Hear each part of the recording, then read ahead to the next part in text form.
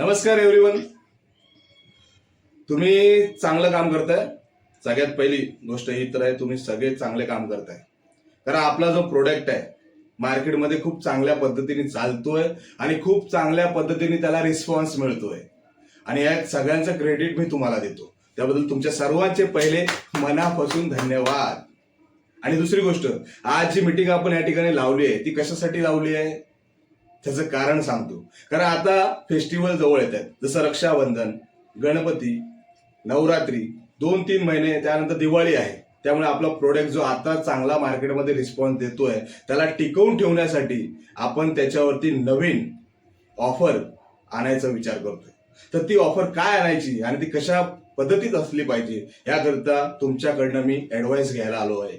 आणि तुम्ही तुमच्या पद्धतीने सांगा त्यावरती आपण काय ऑफर देऊ शकतो आणि आपला जो प्रोडक्ट आहे तो कंपनीकडनं रिटेलरपर्यंत आणि रिटेलरकडनं कस्टमरपर्यंत कसा पोहोचवू शकतो.